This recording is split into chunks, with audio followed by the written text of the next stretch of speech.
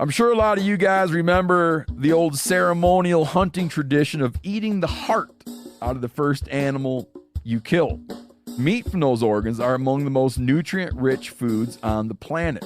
You can get those same benefits your ancestors craved via convenient daily capsules from Heart and Soil. Find out more at heartandsoil.co. And remember, use code MeatEater for 10% off your purchase.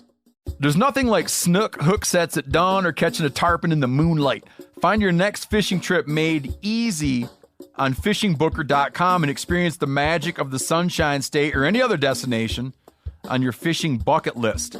Book a blue water adventure in search of sailfish or go snapper fishing with the kids. With over 6,000 captains and trips to choose from, planning your next one just got a whole lot easier.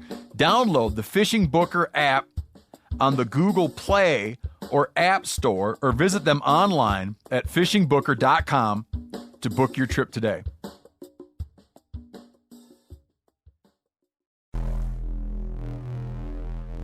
Welcome to the Wired to Hunt podcast, your home for deer hunting news, stories, and strategies.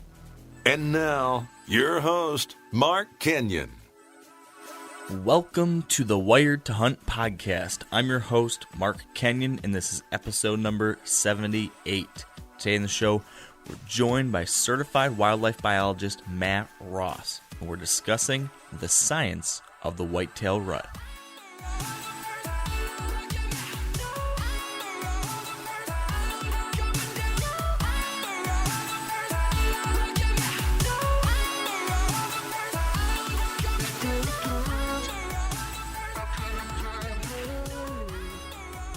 All right, welcome to the Wired to Hunt podcast, brought to you by Sitka Gear.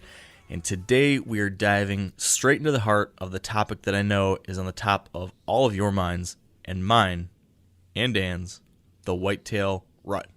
And our guest today is a wildlife biologist and Quality Deer Management Association staff member, Matt Ross. And we brought Matt on the show today to help us dive into the science of the whitetail rut. And you know, we hear a lot about different theories and ideas about the rut, and a lot of that is just kind of one-off stuff thought up by a random hunter or quote-unquote expert, but there actually is some real data and research that's been done across the country related to whitetails and their behavior at this time of year. And Matt is an expert on this stuff, as he's studied many of the reports and research projects that have been done related to deer and the rut. So today he's going to share with us everything he's learned on that front. But before we do give Matt a call, as we like to do every week, staying right on task and on topic, we're going to give you a lowdown on what's happening with me and our co-host, Dan Johnson. So, Dan, I hear you've been seeing some bucks. Well, let me talk about what I had for lunch first. Yeah, let's get to that. No. Dude, wait. Speaking of food. Okay. Speaking of food, can I just say, I posted a I picture. Your diet shit, Mark. Yeah. I posted a picture of the junk food that I bought for my all-day sits during the rut. And I get, easy to eat, packaged stuff that'll get me through snacking throughout a whole day. So I got some Mountain Dew, I've got some Cheez-Its, I've got some Oreos, I've got apples, and I've got peanut butter and jelly for you, crunchy peanut butter. So I posted a picture of all my snacks, and then people just came out of the woodwork slaying me, saying how unhealthy I am and how I can do better and how they don't want me to die because they want to keep listening to the podcast, and where's my diabetics testing kit and all sorts of stuff. I got lambasted, Dan. I tell you, it's almost like you went on Archery Talk and asked for product information. Oh, I know. That's what happens whenever I go anywhere. It's like, oh man, that sucks. You're stupid. It's like, Mark Kenyon, maybe they're just worried for your well-being. I mean, I appreciate that if that's the case. But that's the last time I post any pictures related to the food I eat. No way. You got to keep doing it. Every year? Year. No, I want you to take a picture of every meal you eat, like when you're stuffing a Twinkie slowly in your mouth. I might do that. Be careful what you ask for. That would be awesome if you had food in that picture that was not like carrier friendly, like you had a tenderloin or like you had mashed potatoes and gravy. That would be amazing if you could bring a little Ziploc bag of mashed potatoes and venison to eat in the stand. That would be a heck of an all-day set right there. Just imagine the scent profile that would create in the woods. Just like, what the hell? Is there a KFC in the woods? Because I'm heading there. But back to what you were going to talk about before I took us on a tangent. Yeah. What's going on? Oh man. Well, I'm just going to tell you a little bit about my weekend. Long story short, let's see. I got into a stand where, like, this year, a little bit of my focus is annual patterns, right? Based off, trail cameras, trail camera information and information that I've received from sitting in the stand and trying to put myself in those positions this year. Because I'll be honest, I'm behind on my trail cameras. I only have one, maybe two out right now. And I've been extra busy with the family. My wife's business is picking up, and that means that I have to do more tasks around the house so she can work. And I have not hunted as much as I wanted to. So, and I've been thinking about this. Yeah. I think we got to talk to Sarah. She needs to quit this side job because it's interfering with your hunting time, Dan. Right. Let me make sure I'm wearing a mouth guard when you tell her that. Yeah. she'll low blow you. She would kick your ass. I don't doubt it. She'd kick my ass. She seems like the type that I don't want to mess with. she's a fireball. I love her to death. She won't listen to this, so it doesn't really matter. But, so sorry. Continue. Yeah. So anyway, so that's, as far as annual patterns are concerned, that's what I've been trying to do. So I went to a location off a marsh where last year I was getting daylight pictures at the beginning of a cold front. So it just so happened to coincide with last year's kind of weather as well. And I hunted a stand near a marsh on Friday night, and I had a couple young deer come through right off the bat and just kind of mill around, and they didn't do much. I saw a couple does in the distance, but no mature deer. So then Saturday morning, I was going into one of my best stands. I had the right wind for it. Everything was perfect. And on my way in, I walked by with my headlamp on. I could see the glow in their eyes like 50 yards away from me, probably about 7 or 8 does, just kind of working their way back towards this pattern. So my access route in there, I decided to go straight line in, and I should have taken a different route, but because typically I never run into deer on here. So it just so happened that we crossed paths at the same time. They didn't spook, they didn't blow. I made it to my stand, and later that morning I had an encounter with a really good 3-year-old. I don't know. Did you happen to watch the footage I posted online? I did. Yeah. What would you? He's probably 140-ish, maybe low 140s, if 140 at all. We're talking about the one that comes right underneath your stand, right? Right. Yeah, I would say that I was thinking a little less. Yeah, probably maybe 135-ish, maybe. I don't know. Yeah, but you know what stuck out to me is, and I don't claim to be an expert on it, but man, his neck was huge. Yeah. He had a huge neck, and I'll tell you what, I'll be honest with you. I had thoughts of shooting that deer for, he had a big neck, but past his shoulders said 3-year-old all the way. I mean, he had a skinnier body, and he just wasn't the mature deer that I'm looking for. I was just like, man, I should shoot him, and I should shoot him, and I should try to, just end my season right now. But my inner, I guess, management started talking and was like, nope, gotta let him go, bud. So I let him walk. I tore everything down out of that stand, left the stand up because I didn't know where I was going to hunt that night. And I had a couple options in mind.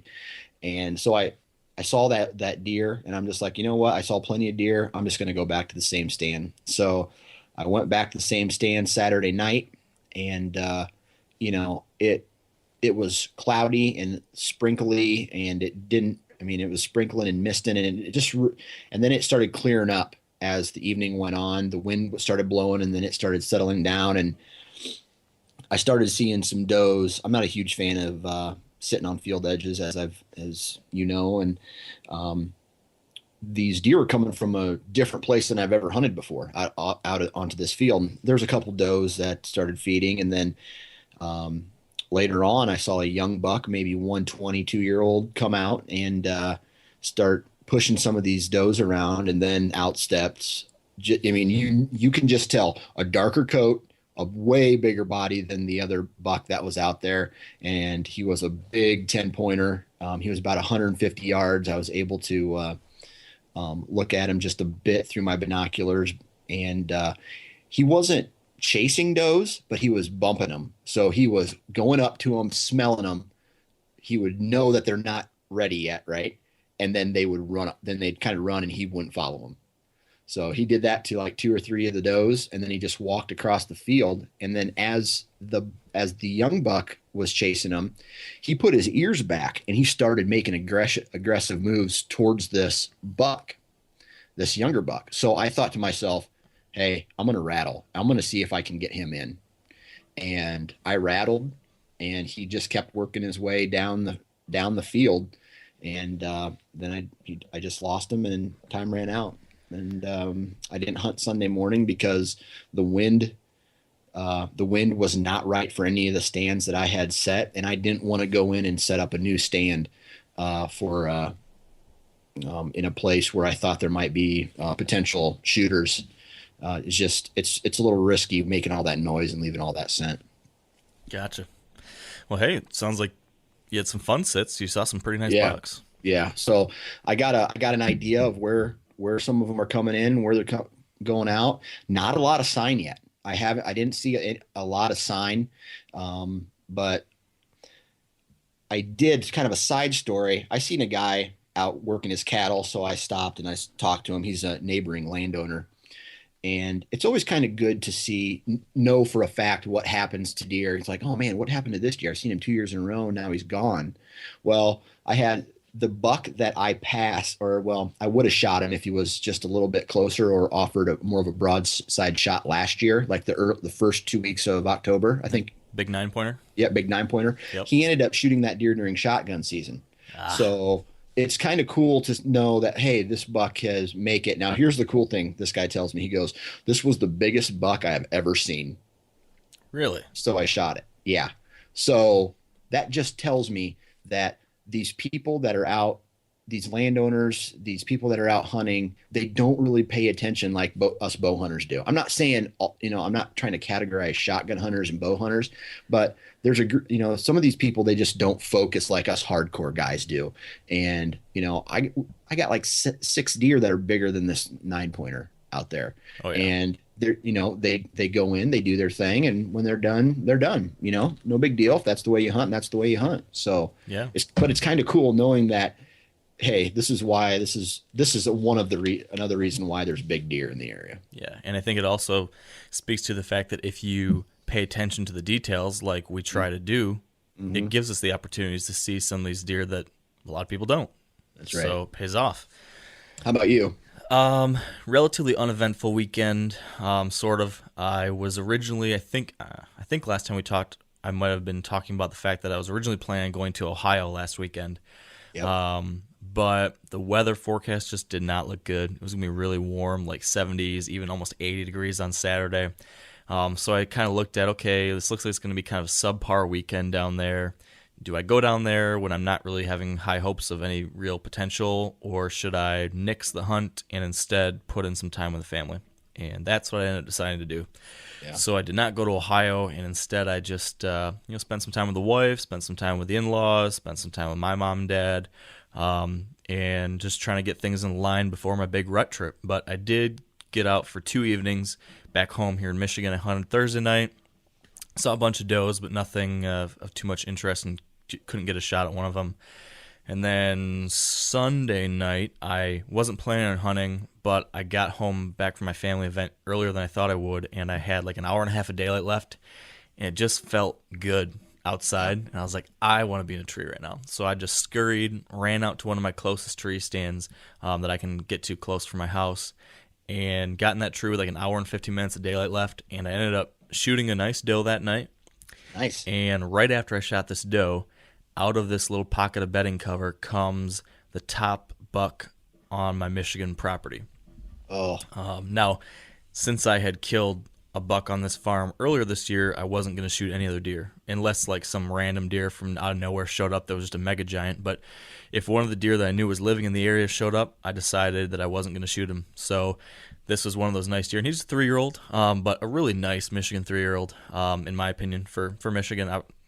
He was cool. So it was really fun to see him come into the food plot, and he just fed for like 10-15 minutes, and I just watched, and light faded and it got too dark, and then he walks right underneath my tree stand, which is fun. Just teasing you. Yeah, but it was fun because in so many situations, when a buck that you would usually shoot, when you see him, you're in shoot mode, you're in hunt mode, and you're all fired up and focusing on just trying to get the shot. But in this case, it was fun just to not worry about that, and to just it's fun to sometimes pass on deer and just get to enjoy the moment, which is what I did there. But as soon as he came underneath my stand, he saw these does, and then he started chasing these does all around, which is a little bit earlier than most of the time that I see in Michigan. That these 3-year-olds, again, I think these 3-year-olds in Michigan act more like 4 or 5-year-olds in some of those lower pressure states, just because of the intense pressure here. So lots of times I'm not seeing a buck of that age getting after it till another week from now. But he was getting a little frisky, so that was nice to see. It was fun, and saw lots of young bucks chasing around like crazy. There was just deer running all over that night, so it was a fun hunt,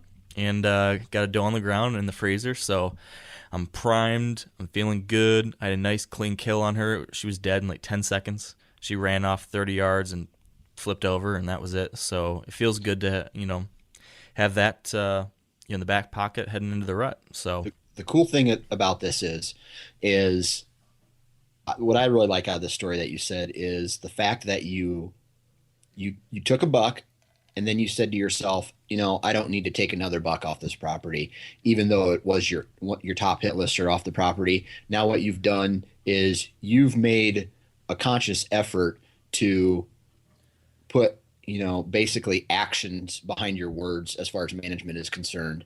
And, for anybody who's listening, that's a great thing to help not only you and your property, but the entire state of Michigan to improve their deer quality. Yeah, I think you're right. And I think, more and more people every year are starting to practice some form of deer management, and, it's helping. And, I know there's a good chance that these bucks could get killed during gun season, but, if I shot him, there's no chance he'd make it through. So, right. I'm really hopeful that this buck, and then the 8-pointer that I missed on opening night, and then there's one other 8-pointer who has been off and on in the area.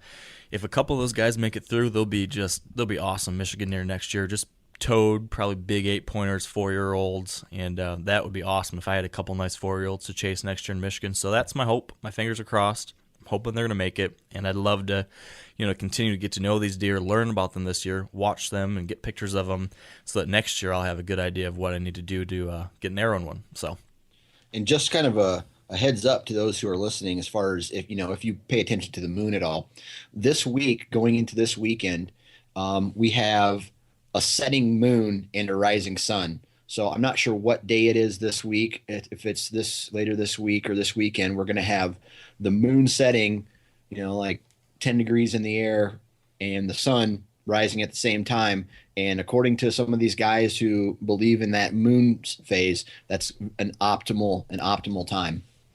Yeah, great point, Dan. And also another thing, and we'll talk to Matt here in a second, and he'll share some research that they've shown about the moon. But there is a lot of anecdotal evidence to support some of these theories. And Adam Hayes, one of our past podcast guests, you remember probably talked about the moon guide he uses and paying attention to the overhead underfoot times. Yep. Well, the moon will be overhead during the last couple hours of daylight on this Thursday, Friday, and Saturday. Perfect. Should be really good days in the evening. So I'm going to be out in Ohio on Thursday and Friday, hoping to take advantage of that. And there's a little bit of cool weather Thursday, Friday, Saturday. And then Saturday morning, I'm going to drive to Iowa in your home state and hunt there for the next week. So exciting stuff to come. I can't wait to help you drag a deer out, man. I hope so. I Like I know for like Friday night, I got a southeast wind, right? And I'm going into Mark Kenyon territory. Ooh, baby. So off this ridge that he's been known to bed, trail camera pictures of him throughout the entire season. So I'm foaming at the mouth and trying to, I'm getting out of work early, going to get into the stand early and get my wind blowing off into this ridge, and hopefully he comes through or some deer comes through and bingo bango, right? Bingo, bango. But hey, man, we are, as we tend to get doing lately, Yeah. we're Let's running get late. the pros on. We need to get the pro on the line here. We need to give Matt a call. So let's go ahead and do that right now.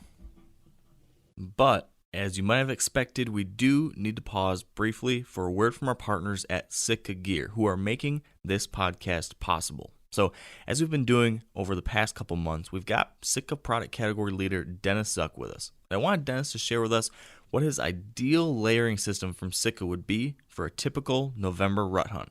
Here's Dennis. Yeah, Mark, I think a lot of that had to do with your and I'm in the same boat. I'm going to be here all day. So if I'm going out, I'm going to spend all day. It's going to be pretty cold. I'm not going to I'm not moving at all. I'm sedentary. I got to maintain and hold every bit of warmth I might have. So I'm going to make sure that, this is where I might pull my merino out or get a merino base layer, something that's going to be warmth to weight, really warm. I'm also probably bow hunting, so that range of motion still matters a lot to me. So I'm going to want to make sure I have an insulation layer, so I have something that I can bulk up if things get cold. I want to make sure I have a good base layer that's going to still keep me warm right up against my skin. I'm going to make sure that I have some kind of rain protection in my bag, so I have, whether it's a pack up piece or something that I can pull out if it gets nasty. I don't want to have to walk out, so I'm thinking about all those things. If I'm thinking about that for Sitka, I'm thinking about that with probably our merino base layers, and I'm thinking about that with our Fanatic system. Our Fanatic hoodie is one that's important to me because there's a lot of that day that I may not wear my jacket. It's warmer. I can wear that hoodie and I feel really good. And I'll probably put a downpour system in my backpack. So those are the things that for me, I like to have. I think that's what I would wear during the rut. It's, be more honest, is what I do wear during the hunt. So there you have it. If you're interested in picking up some last-minute gear before the rut or checking out any other items from Sitka, visit sitkagear.com. And now, let's get Matt on the line. All right, with us now on the line is Matt Ross. Welcome to the show, Matt. Thanks for having me. Yeah, I get to talk to you a lot with some of the work that we do, but I'm excited to actually have you on the show here to speak with a lot of our listeners because you're a guy that I know has a lot of insight and education when it comes to wildlife and deer and what they do. And, me and Dan know a little bit about your background, and I shared just a little bit at the top of the show, but for our listeners who aren't familiar with you or what you do, could you give us a little bit of background into your education and background about what you do related to whitetails now and how you got to that point? Yeah, sure. I'd be happy to. So I currently work at the Quality Deer Management Association. You probably said that, but I'm from the Northeast. I live in New York State. First and foremost, I'm a deer hunter. I grew up, in a family of deer hunters, and it's what drove me to a career of looking at deer and wanting to do stuff with deer. And I vividly remember growing up, wanting to do something along those lines. And when I was in high school, found out there was a career that you could do this. And then it was, just drove me right towards it right away. So I went to school and got a degree as a bachelor's for wildlife and actually worked for our local Department of Environmental Conservation. That's kind of our DNR in New York State for a few years as a technician, and then went back to school and got my master's. And, and that had to do with deer. My master's project actually had to do with deer in northern New England, up in New Hampshire. And I get to work one-on-one with deer that were in a research facility, which was an amazing experience. And when I finished school, actually it was in the middle of writing my thesis, I got a job working for a consulting company throughout the Northeast. Mostly they were a forestry-based consultant company. I was hired as the wildlife person on staff, and I got to work with landowners and townships and some other private entities writing management plans, sometimes about deer, but not always, and really enjoyed that experience. And that company actually did a lot of forest management. So while I was there, I started picking up some of the forest management stuff. I had actually had a minor in that and enjoyed that so much. I ended up following that side of the profession as well and became licensed as a forester. And by the time I was done working at that firm, I was marking timber and working with logging contractors and prescribing forest management as well as wildlife. And it was a really, really valuable part of my professional experience. And as a deer hunter too, seeing that marriage between managing habitat and what you can do with deer. And along the time, it was like 99, 2000, that's when I learned about QDMA. And I actually was introduced to QDMA from a colleague who I think you've had on the show before, Kip Adams. And I learned about it, and I joined, and I became a member initially, and actually started a local, what we call branches, our chapters, little grassroots movements, and did that with friends and started up doing that as a volunteer. And eventually a job opened up, and I applied, and now it's almost 10 years later. I've been working for QDMA, and I've done a variety of different things at QDMA, but today I run our private lands program. That's what I call it. My title's a little bit different than that, but I run our deer steward courses, and which are individual classes people can take, and our land certification program. So if you own land or you're leasing land and you want to get that property certified or assessed by a QDMA inspector, I run both of those, among many other things at the organization as well. So in short, you do a lot of stuff related to deer every day. Yeah, every day. It's a good job. It's a good job. Yeah, it is a good job. So what we're hoping to garner from you today, Matt, given your background, given the fact that you've been deep into this stuff for, 15 years or more, it sounds like well over that actually. We talk a lot on this podcast about strategies and tactics, and we have a lot of different people come on here and share their ideas and their theories and what they've seen, and a lot of that is anecdotal though. And I do know, though, there's been a lot of research done. There's a lot of science related to deer because deer are, the most popular, abundant game species out there. And so because of that, obviously, there's a lot of attention paid to them. But we don't often actually get to dive into that science. So I thought with you here, we could really dig deep into that, the actual research, science, data behind some of these theories or ideas that we have. And I don't think I know many people that understand this stuff better than you do. So that's kind of the plan and theme for where we're going here. High pressure on you, Matt, because we're really depending on you to educate us. So, no worries. And always remember too. I already said it once. I am a deer hunter, and there's a lot of things out there in the research. When you get into like peer-reviewed research, and we can talk about all the nuances of that too.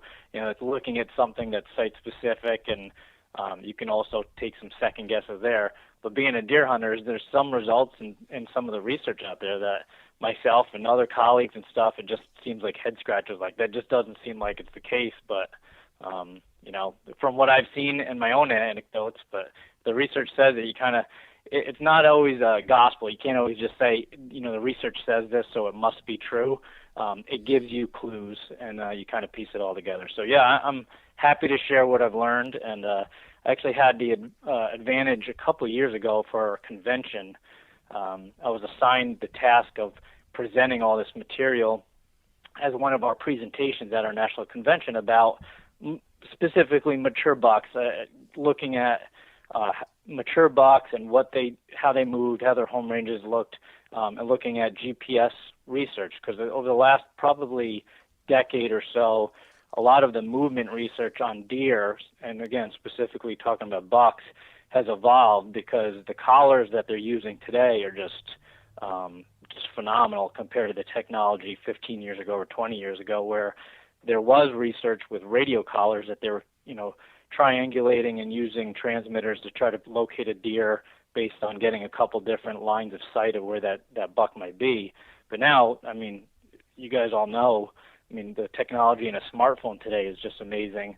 The same technology exists in GPS units where these deer are getting located by the minute, sometimes in the middle of the rut, and they really know where they are. So that has fine-tuned a lot of it. And looking at that research, the more recent research on bucks, and compiling that for that presentation, really allowed me to also just frame it in my own mind what's happening.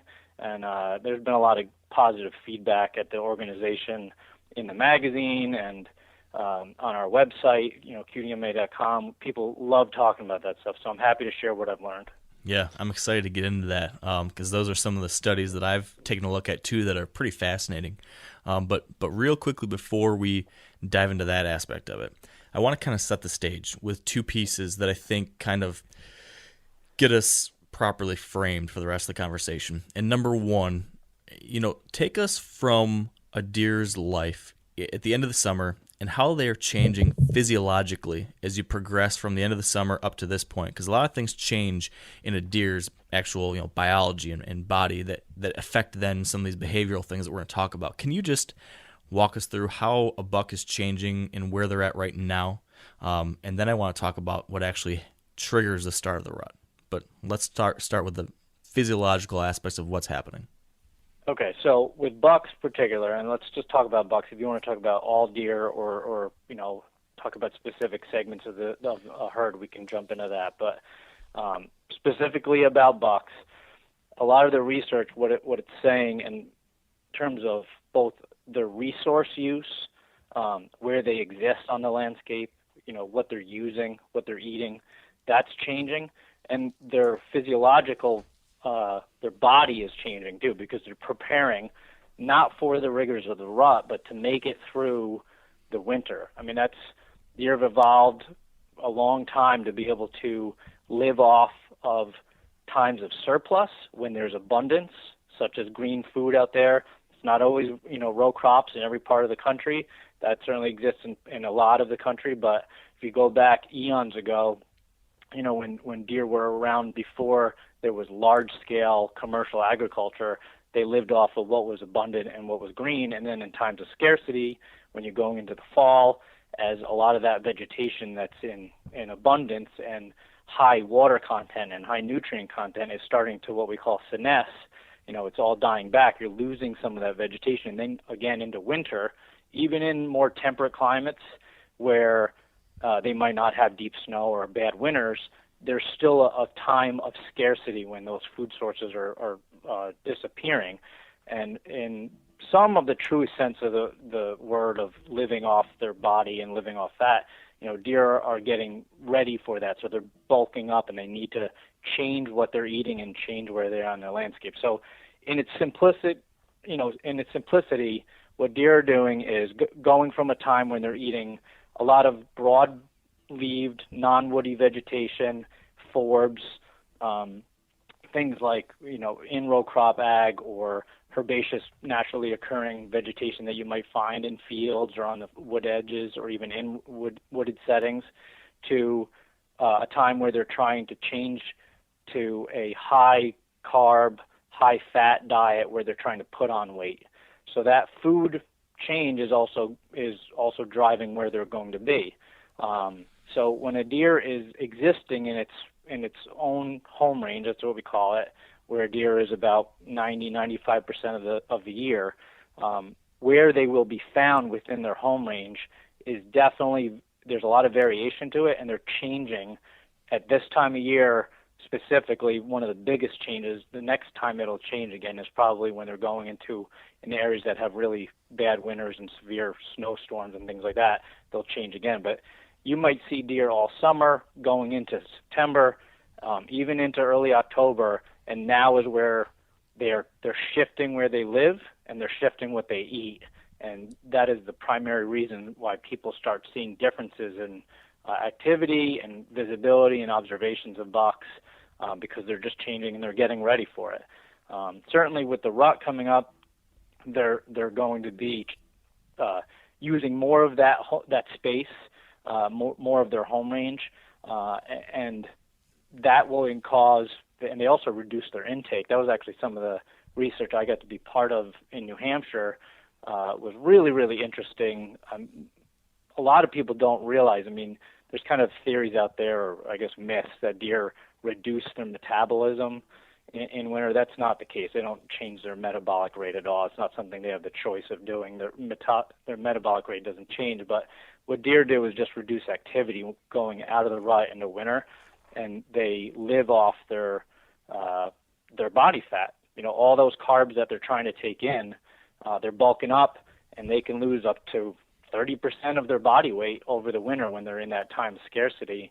And the really interesting thing, when I was at this research facility in grad school, we had deer that were raised from, they were bottle fed. You could almost liken them to cattle, but they were a lot more wild than that. But they were fed pelleted grain, or just basically bag feed, and we monitored what we bought and what we put out there for them. And this is the case throughout the country, but they would just voluntarily stop eating in the winter, even though they had free choice to it. They were in a time of deep cold temperatures. You're talking about northern New England, deep snows, and they had food there, and you would think these deer would walk, a short distance within their pens to eat this food and they'd be fine. No, their ancestors had I guess, given them the gift of bulking up, and their intake would go up throughout the fall, and then it would stop, and they would stop eating. I mean, that's just what they do. They've evolved to do that. So as the year is changing, going from, again, July, August, when we're seeing deer doing what we see them do, and they're very, very visible, to right now, getting into late October. And of course, many people your listeners are deer hunters. They're changing again in November, December. For most of the country, that's their breeding season, and they're going to change again. So they're very adaptable, and it's based on the evolution of the animal surviving and needing to use those resources. So that's in essence the core of why deer behavior and activity changes, is they're changing to survive. I have a real quick question regarding survival based off of, like body weight loss from the winter. From my experience, I've also seen bucks lose a lot of weight during the rut because, they're just running all over the place. Does that happen to affect a mortality rate higher in bucks from winter kill because they're going into a winter? Let's say if it's a hard winter, lots of snow, not a lot of food. Have you had any research like that? That's a great question, Dan. Most of the research suggests, and this is the case in a lot of those extreme environments, the loss of the deer herd, the animals that are going to die first, are the young and the oldest. And certainly bucks are part of that, even if they're not of older age. If you have an advanced age structure in your area, that they would be ones that you would lose. But bucks are just like, they, with young men driving, cars, our insurance rates tend to be higher than with women. Bucks throw a lot more risk out there. So you do tend to see a higher mortality from bucks. So a couple of specifically when you're talking about research, a couple of the things that you might see there is in a situation where you have a deer herd that there is a lot of imbalance to it, but heavy winters, you might see mortality in a little bit younger ages with bucks than in other situations, because those younger bucks are busy trying to breed, so they might be going into the winter with a little bit more weight loss. But when you have a good, well-balanced deer herd, that doesn't necessarily exist. So, yeah, that can happen. I mean, you can see some of your older bucks in situations where they're just so rut drawn down, and the winter might hit early, and it could be a really long, bad winter. You might lose some of them. The key there, though, is not necessarily how early the winter is, or even really how late your winter exists. You can almost set a clock by it, where this is something called a winter severity index. I'm sure Mark's familiar with that, being from Michigan, but yeah. There's basically a 90-day clock of having winter. That deer have that fat reserve. Their body can take loss, and that's really those late March, early April for most of the north, and that would be included where you are, Dan.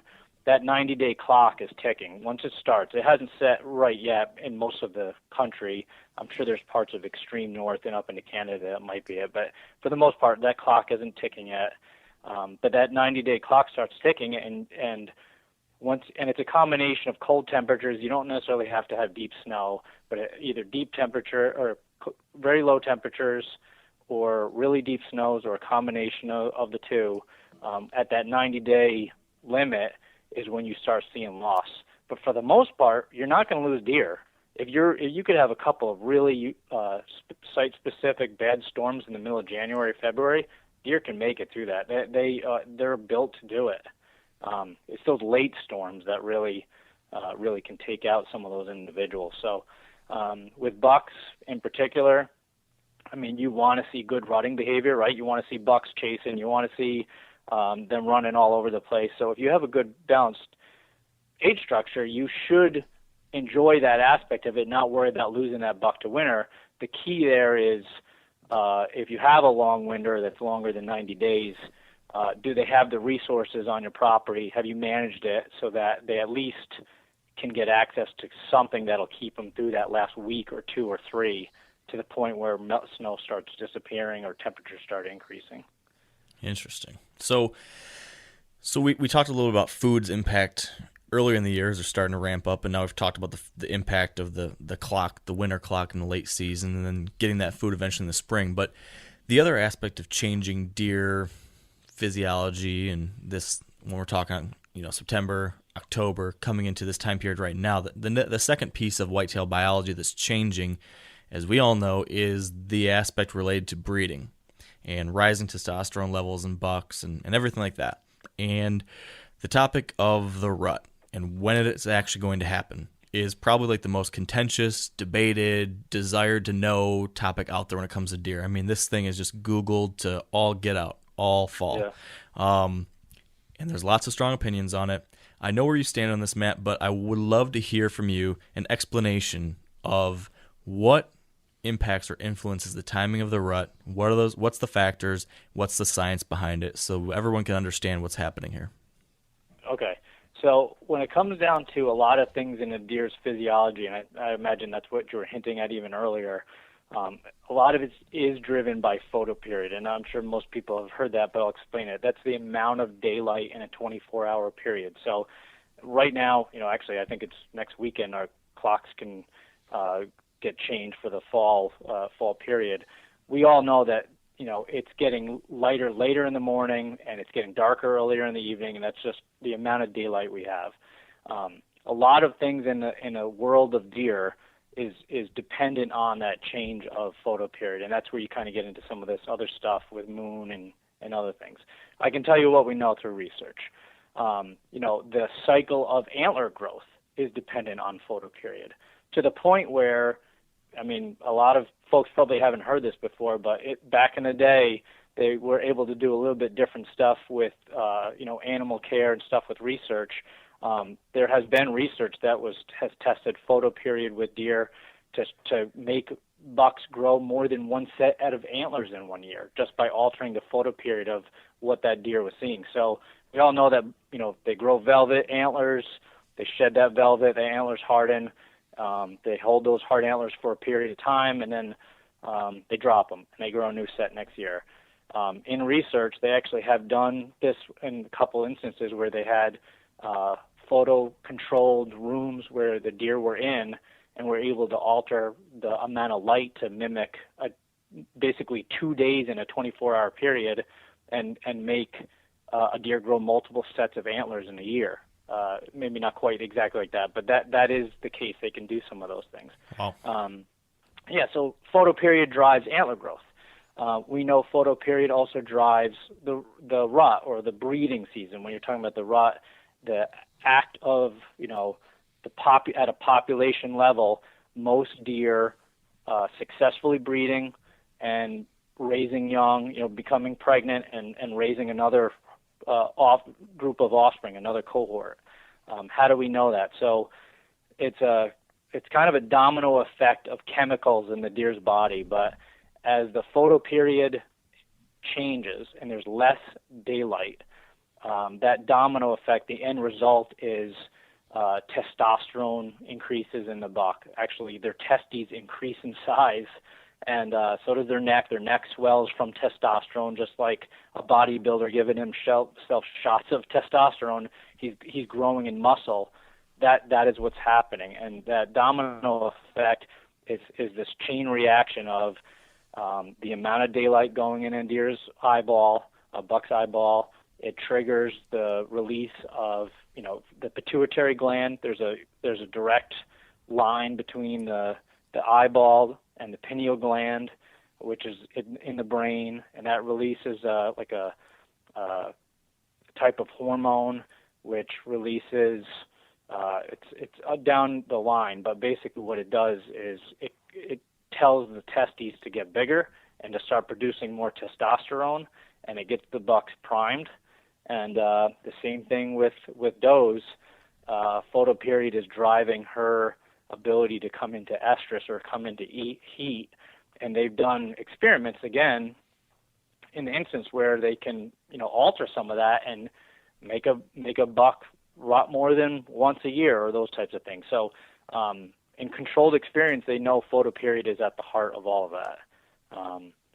Then you get into the nuances of, well, is the moon offering more light during times of the year, and it's going to cue when a deer breeds and things like that. And there's a lot of ambiguity there. It's a little bit confusing because what we see as hunters isn't necessarily the truth of when copulations or breeding is occurring, but for the most part, none of that is impacted more than anything than daylight. And if you think about it from the perspective of most of the country, especially northern U.S. and going up into Canada, you're talking about a large section of North America where deer are. It wouldn't make sense to have the moon really change when the breeding is occurring by a lot. And it can be, moon phase can be a little bit different every year, but it can be several weeks off, and you could be talking about, from year to year, and you could be talking about the pregnancy of a deer is 200 days. So when you're changing when deer are breeding, you're changing when the bulk of the fawns are being born, and it just doesn't, it's an environmental advantage for them to give birth early enough in the summer, so those fawns can get on the ground and start eating real vegetation and grow big enough so that they can make it the following winter.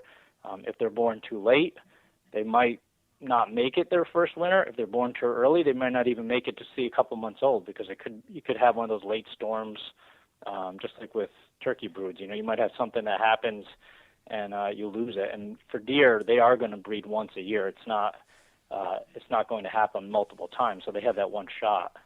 So photoperiod is the core of everything. How long does a doe ovulate? How long does she ovulate? They're much like any other mammal, just like a human. They will come into estrus every 28 days. So in the wild, a deer can go, if she's not bred, a couple times, 2-3 times. I think the most ever recorded in captivity was 5 or 6 or 7 times.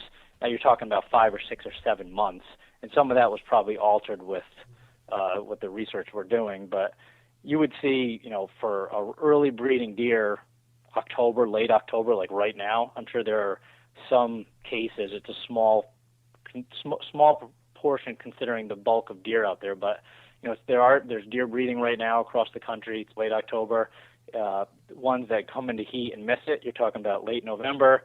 They miss it again, you're talking about late December. That's probably going to be it for the bulk. There might be a couple other ones that might do it a 4th time, but that's 2 or 3 times in the wild is about what you'll see.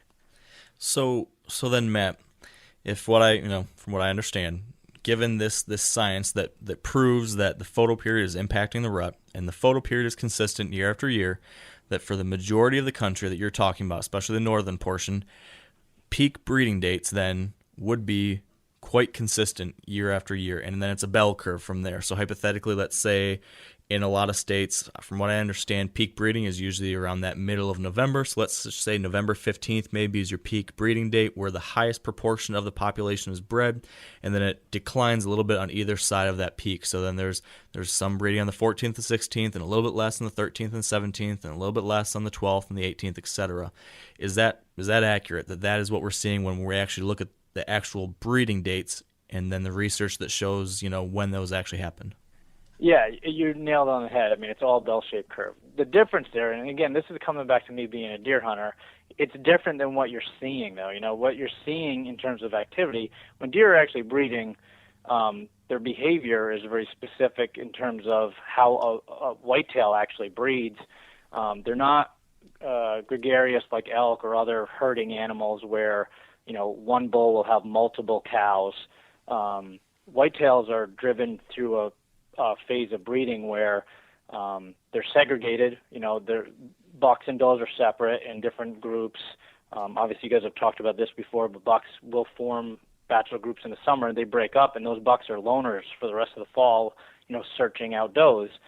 And the time spent with doe when he's breeding her is going to be a day or a couple days. So he'll spend a couple days chasing around, looking for, locating a doe that's receptive. We'll spend a day or two with her and keep looking.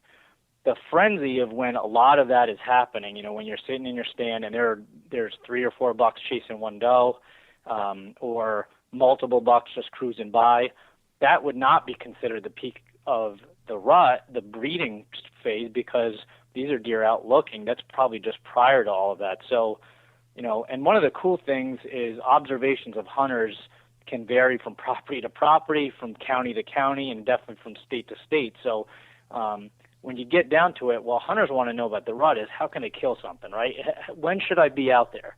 Yes, for the most part, it's consistent year to year. You can pick the first or second, and in some cases third week in November, and take time off and go out there and hunt, and you're going to see some activity. It's a bummer when you're out there and you're not seeing much, and that is impacted by other things. There are other influences that can change that. And again, this goes back to the research where, I can tell you, in terms of weather and things, what the research says, my gut tells me some of that stuff is not, there's something that we haven't found out yet. And I'll just tell you, for the most part, there hasn't been any research that says weather, and I'm talking about everything from barometric pressure to rain events to temperature drops to all that stuff. We're talking about collared deer, hundreds of collared deer in some cases, in some of these studies, and have not seen a correlation to a weather change. Almost every variable you can think of with weather, and see any difference in deer activity. Again, we don't know. We don't have cameras on these deer. We don't know if they're actually breeding, but we can actually monitor activity, how much they're moving in a day, or a 24-hour period, or how long those distances are, and there hasn't been any. My gut tells me there's something weather-related out there, and I still want to plan when I'm hunting based on some of that.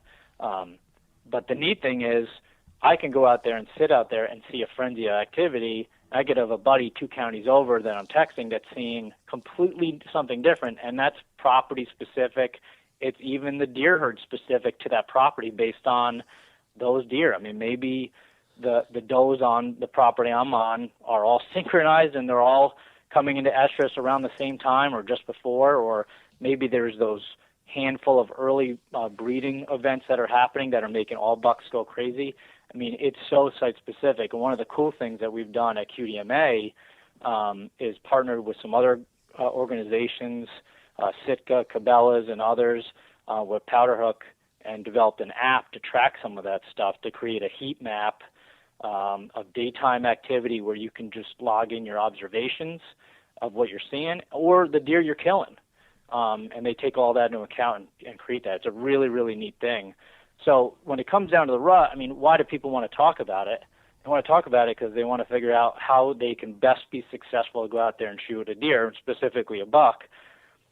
One of the best things that I can offer to you is take this science and use it to the best of your ability. I mean, but at the same time, a lot of it has to be site-specific, and some of the stuff that you guys talk about on your show is you as a hunter, you as a leasee or a landowner, just keeping tabs on that deer herd, either through trail cameras or individual bucks, and tracking them throughout the year and getting a sense of when stuff is happening, and trying to be ready for when it happens within the window of when the bigger science says, you know what, there's about a 2.5 week window when I should be out there, and then just try to target when you need to be out.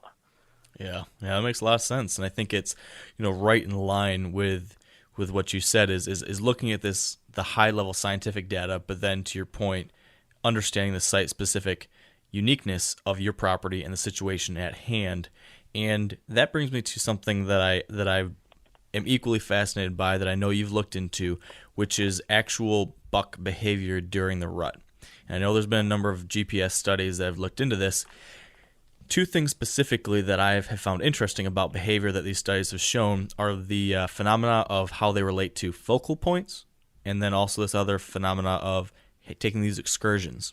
Could you share with us a little bit about what these studies have found about buck behavior during the rut related to those two things? Yeah, no problem. Let me talk about the focal points first. Aaron Foley, who's a researcher at Texas A&M, and a lot of his co-authors looked at this. It was a multiple-year study looking at a bunch of different things related to bucks and their use of space. And again, it was out of Texas. And for people that aren't QDMA members, this was actually a feature article in Quality Whitetails. That's our publication that comes out every other month. I think it was the last issue. Really, really interesting stuff in terms of how bucks use, again, their home range or their core areas over during the rut, and how that changes. And for the most part, we've always, and the research does point to bucks being individuals. Some are up on their feet a lot and they move a lot, day or night. Some don't move that very much. Some have large home ranges. Some have very small home ranges, and there's combinations of all four of those. And it really varies based on the individual buck. When it comes to focal points, what Mark is asking about is this was one of the first studies that actually showed spatial memory, meaning a buck remembering, if you will, where doe groups are and returning to those places on a fairly consistent basis.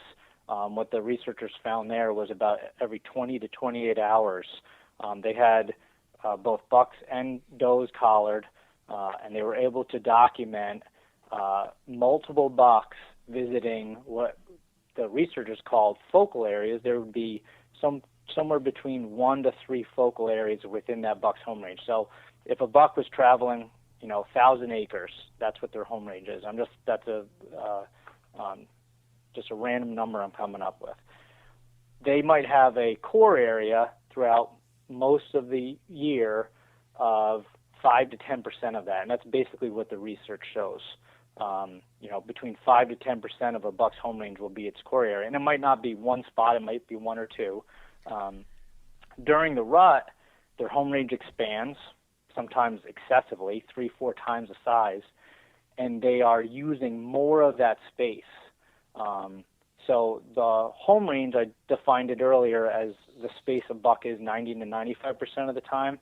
The core area, as many hunters call them, it's like their bedroom. They're there 50% of the time. Half the time you'll find the buck there.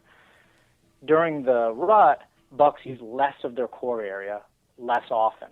They're not in that 50% space that as much, and they're using way more of that 90-95% of their home range. They're out there a lot more than they used to, so they're shifting where they are in their home range. The really interesting thing, though, is these researchers found that these bucks are not doing it randomly. They are picking these focal areas. There's a handful of them, usually 3 or 4 of them within that buck's home range, where he's concentrating on it, spending some time there, leaving it, going to another one, leaving it, going to another one, leaving it, going to another one, and returning to the original one.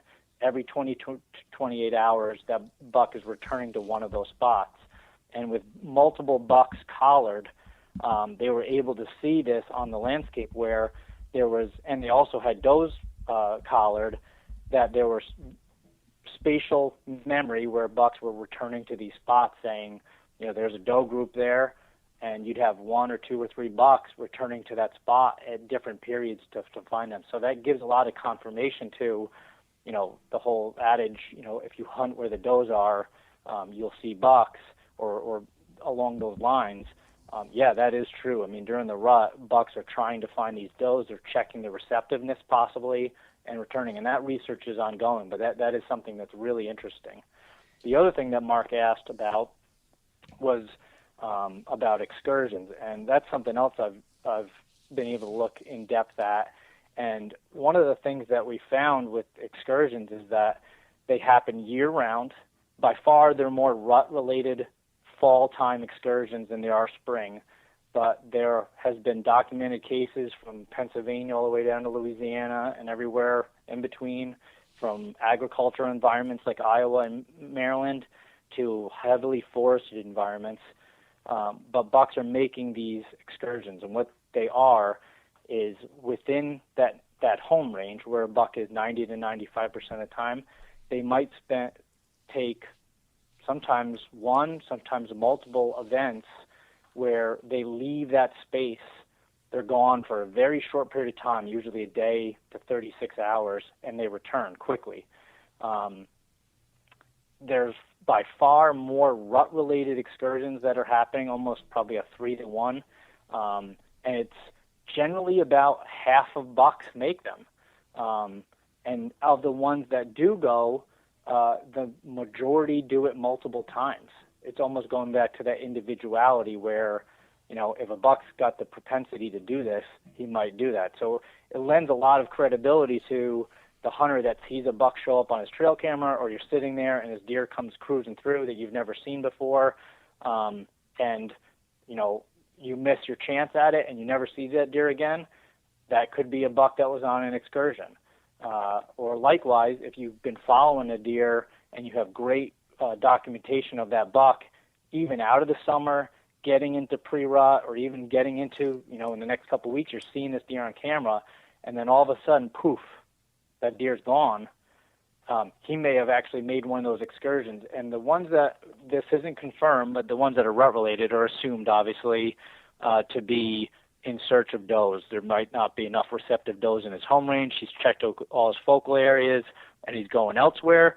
Or, very likely the case, he's on a doe that's not quite receptive, and she takes him outside of his home range. There's actually been one documented case of a booty call in deer where there was a doe that was collared, and she left her home range, and he left his, where they were both 99, and they overlapped a little bit, and they rendezvoused, and they were together for a day or so, and that was in Tennessee, and they went back to their respective home ranges. Was that at a Motel 6? Yeah. Or a college bar? Yeah. Yeah. So there's all this interesting stuff going out there. And that's probably also, when one of those guys that, you see a social media post or somebody shoots a buck that looks a lot like the buck you've been following, and it's a couple miles away. I mean, it could very well be the same deer. And they'll travel anywhere between 1 to 5 miles. That's the average distance in these excursions. I got a question. I'm sorry. In regards to the annual patterning, then, me and Mark have been talking a lot about annual patterning the past couple weeks, and trying to, maybe hunt where we got a trail camera picture of a deer the previous year. Are these excursions or focal points like annual? Like on the second week of October, you can expect the deer to do the same thing? No, there's not a lot of research to say that they are continuous in the same place or direction. Some of the research does show some weird stuff where they might, a lot of the collared deer are going in the same way, and I think some of that has to do with the terrain and the landscape in those cases. I don't know of anything, Dan, that has said that, you can count that on that deer leaving and then coming back. I wouldn't be surprised if something like that was the case, but again, going down to the individuality of a deer, you might have some that are likely to do that, and other ones that are way more random. They just pick up and leave because their brain told them to. Yeah. The reason I wouldn't be surprised if that happened was, there's a lot of habitual behavior with deer. That's how they survive. Obviously, they know how to do something. And even coming down to like when they drop their antlers, you've seen before in some of the research, bucks can drop antlers within a day or two of when they did them the last year. So it wouldn't shock me if somebody had a collared buck and they showed that these deer were doing the same thing year in and year out around the same time. I just don't remember or recall any of the research showing that, and that's probably because the bucks would have to be collared for multiple years, and a lot of these collars don't have the longevity of that. I mean, they're very expensive, but they usually only last a year. Sometimes they only last a couple months, believe it or not, but so that hasn't been documented to my knowledge. But I'm a huge fan of what you're asking. Yeah. I'm kind of in a little bit different stage. I was talking to a friend the other day about the stages of hunting. You're supposed to go through the shooter stage and then the limiting out stage and then the trophy stage, and then it goes on to I think the fourth one is the type of tactic you use, and then finally sportsman stage where you're just enjoying the experience. I'm somewhere in the middle of that. I think there's something missing for the young father who's got a toddler and a preschooler and flies around the country a lot, and I don't know what I'm doing this year, but I'm a big fan of patterning based on everything from finding sheds to trail camera images in the same part of the property year in, year out, and learning a deer. And actually, going deeper than that, finding a buck early in his life that's patternable, that has daylight behaviors, that seems to be up and out at daytime a lot, that's got above average antler growth, and trying to protect that buck and see him through an older age. That's kind of the niche that I like, is just finding a deer that's one or two or even three that's just showing extreme potential, that is up and at him a lot at daytime, and just trying to keep him safe to the point where you might get a shot. Yeah, that's pretty fascinating when you can learn a single deer like that over a course of several years. And then, if you're fortunate enough to put all the pieces together by the time he is fully mature and then actually, harvest that deer, that's about as cool as it gets. Yeah. So here's kind of related to this point. All the ideas here about when you're trying to pattern a deer and understand a deer. And I have two takeaways from the study that you just mentioned that tracked mature or buck movement during the rut. And the two big takeaways, obviously, as mentioned, is that yes, deer are taking these excursions, which I think is something that popular common knowledge when it comes to deer behavior during the rut has always been, during the rut, bucks are going everywhere. They're going different places. That they're changing the usual routine, and you can't pattern a buck. So part of this I'm seeing in the data here shows that yes, there is some of that excursion behavior, but from what you said and from the stuff I've read, it sounds like that's a little bit less than maybe some have made it out to be. I think a lot of people think it's happening every single day, all the time. These bucks are nonstop moving all over to new places, but it sounds like they're actually, the majority of the time, yes, they might take a couple of these excursions, but the majority of the time they're focusing still in their home range on a couple consistent places. So my big takeaway from this, and you tell me, Matt, if this is correct for me to take this, but my big takeaway is that during the rut, while there is going to be some randomness, there actually is still some type of consistency that we can dial in on and potentially pattern to a degree to take advantage of during the rut and while you're hunting. Is that accurate? Absolutely. Because you're talking about the law of averages there, and although I'm telling you about every other buck will go on an excursion, and when they leave, they're gone for a short period of time. It's a day or two. You're talking about multiple weeks that the rut can last, 2 weeks even, in terms of all the craziness of all that randomness. It is small percentages of when those things are occurring. It helps explain some of the head scratchers, but for the most part, if you can be in tune with your property and you can locate where deer are, they like to be during that frenzy, because certainly, and you can build your property that way too. You can manage it so that your property has specific locations where deer will hold up, where they like to be. It's got better cover in it or things like that.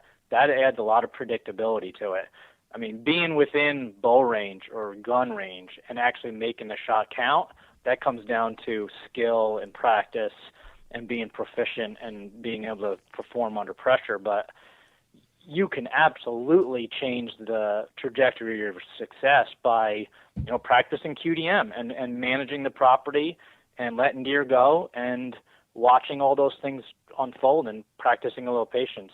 I mean, there's tens of thousands of QDMA members and other QDM practitioners across the country that have extremely high success rates, above the average hunter. In all due respects for the millions of hunters out there, but guys that are like you two, and the listeners that are on this, that are listening to this, you can change your fate by that predictability. So I absolutely agree with that. So then here's the next question then, because if we're trying to learn these bucks, and if we know that, hey, there is some ability to still learn and to some degree pattern and hunt these bucks during the rut even, as we understand, the does do control the rut though, right? Because everything a buck is doing during the rut, during these next couple weeks, is revolved around trying to find that doe that's ready to breed. So when it comes to hunting the rut then, I think a big portion of what we're trying to do here is understanding where those does are, what they're doing, because that's where the buck wants to be. So is there anything out there that you've learned, or that, I guess, what is a doe doing during the rut? Because we talk a lot about what bucks are doing, but I guess the first thing we need to understand is, what are the does doing? So how does doe behavior change during the rut? That's a great question. So a lot of it's similar, but there's some key differences, obviously. It's just like, men are from Mars and all that.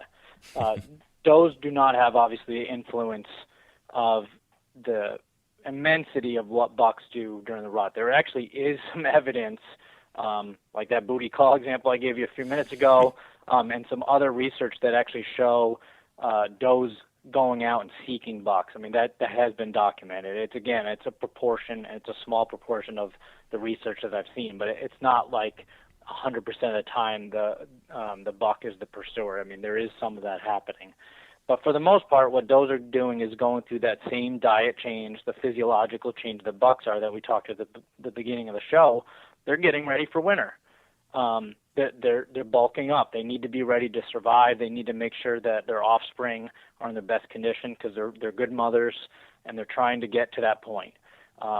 They're also at the beginning, like right now, really, I mean, there's still, the majority of does are not quite ready to breed. So that's not going on in their, what they're focusing on. They're still trying to bulk up and eat and stay safe. And probably the number one thing that you can do in terms of tracking does is managing your hunting pressure, because they will key in on hunting pressure at a much finer level than bucks will, because bucks are rut crazy, testosterone filled, and they're not paying attention to what they're doing. Every hunter knows that, and that's why guys like to hunt and gals like to hunt the rut, because it's a time when you have the best chance at a buck, because he's going to make a mistake. He'll be out in daylight. He's going to come by you and not be looking up. All of those things are happening. Those aren't under the same influence of testosterone. I mean, clearly, it's a pretty obvious thing. So the thing you need to really be cautious of is hunting pressure, where you don't too heavily hunt the property. It's a really fine balance, but where you don't too heavily hunt the property, where you're alerting does to hunting pressure elevating, being on the property, all of those things that might make a doe change her behavior, but at the same time be able to manage all the things that we talk about in QDM, taking the right number of does and balancing the deer herd and the sex ratio and all those things. And there's some research out there behind it. I mean, for the most part, I can give you some real basic numbers, but a lot of the concurrent research out there and they agree with each other, things out of Oklahoma and South Carolina and some other places show that it really only takes a few days of heavy pressure to alert a deer herd, and they start changing the way they behave. And this includes does and bucks, but they'll change when they're out during day versus night, how they get across a property. They still might do that bed to feed movement, but instead of going in a direct line, their path becomes much more complex.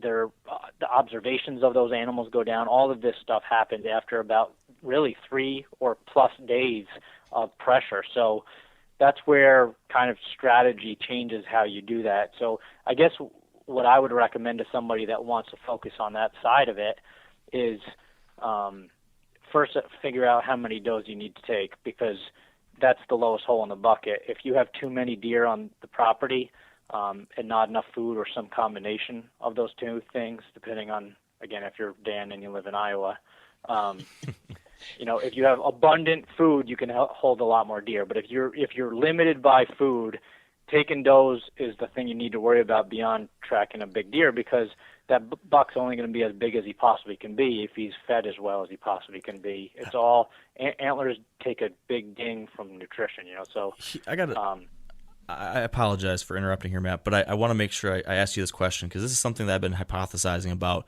related to something you just said there. And I'm really curious about your opinion on this.